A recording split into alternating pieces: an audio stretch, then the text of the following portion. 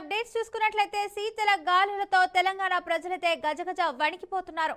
రాత్రి నుంచి ఉదయం వరకు అయితే చలి వణికిస్తుంటే ఉదయం 8 గంటల నుంచి అయితే 11 గంటల వరకు కూడా మధ్య మళ్ళీ సాయంత్రం 5 గంటల నుంచి 7 గంటల మధ్య శీతల గాలులతో జనాలైతే చలికి బెంబలెత్తిపోతున్నారు. ఇక రాష్ట్ర వ్యాప్తంగా శుక్రవారం రాత్రి నుంచి శనివారం ఉదయం వరకు అయితే పలు చోట్ల కనిష్ట ఉష్ణోగ్రతలు అయితే నమోదయ్యాయి. ఇక సంగారెడ్డి జిల్లా కోహిర్లో అయితే 7.9 డిగ్రీల సెల్సియస్ మరియు ఆదిలాబాద్ జిల్లాలో అయితే భీంపూర్లో అయితే 7 డిగ్రీల సెల్సియస్ ఉండగా 12 జిల్లాల్లో అయితే 10 డిగ్రీల లోపు, 8 జిల్లాల్లో అయితే 10.1 నుంచి అయితే 11 మధ్య, మిగిలినటువంటి జిల్లాల్లో 11.1 డిగ్రీ సెల్సియస్ నుంచి 14 డిగ్రీల మధ్య అయితే నమోదయ్యాయి.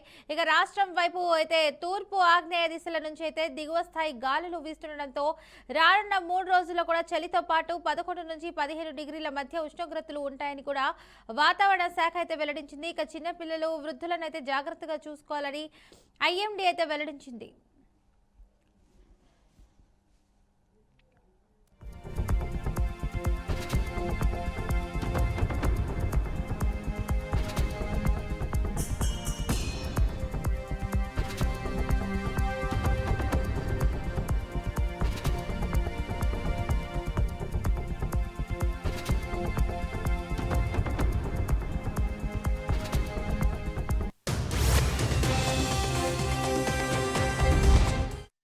రైట్గా ఇదే అంశానికి సంబంధించినటువంటి పూర్తి సమాచారాన్ని మా ప్రతినిధి బాసిత్ అయితే అందిస్తారు. బాసిత్, చెప్పండి, అప్డేట్స్ ఏంటి? వాతావరణ శాఖ వాళ్ళు ఏం చెప్పారు?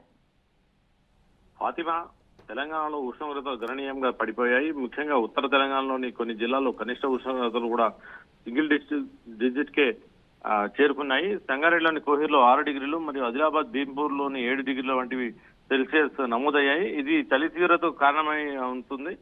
రాబోయే రోజుల్లో కూడా ఈ పరిస్థితి కొనసాగే అవకాశం ఉందని చెప్పి వాతావరణ శాఖ హెచ్చరిస్తుంది. రాష్ట్ర వ్యాప్తంగా చలిగాలు ప్రభావం పెరుగుతుంది. ముఖ్యంగా కుమరం భీం, ఆసిఫాబాద్, ఆదిలాబాద్, సంగారెడ్డి, మెదక్ వంటి జిల్లాల్లో చలి ఎక్కువగా ఉంది. ఇటీవల కాలంలో కుమరం భీం, ఆసిఫాబాద్ లో టిరాన్లో 5.9, సంగారెడ్డిలోని కోయూరులో 6 డిగ్రీలు, ఆదిలాబాద్ లోని భీంపూర్లో 7 డిగ్రీల ఉష్ణోగ్రతలు నమోదయ్యాయి. హైదరాబాద్ లో కూడా కనిష్ట ఉష్ణోగ్రతలు సింగిల్ డిజిట్ కు పడిపోయాయి. ప్రస్తుతం అయితే 9.6 డిగ్రీల సెల్సియస్ మౌలాలి, రాజేంద్ర నగర్ వంటి ప్రాంతాల్లో చలి తీవ్రత ఎక్కువగా ఉంది.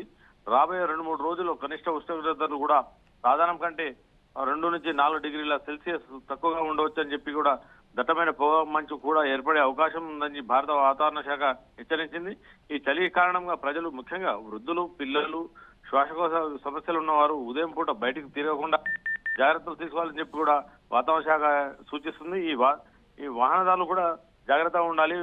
తెల్లవారుజామున వెళ్లేటప్పుడు పొగ మంచుతోని దట్టమైన ఆ పొగ మంచు కప్పుకొని రహదారులు కనిపించకుండా ప్రమాదాలు జరిగే అవకాశం ఉన్నందున వాహనదారులు కూడా జాగ్రత్తగా వెళ్లాలని చెప్పి చెప్తుంది.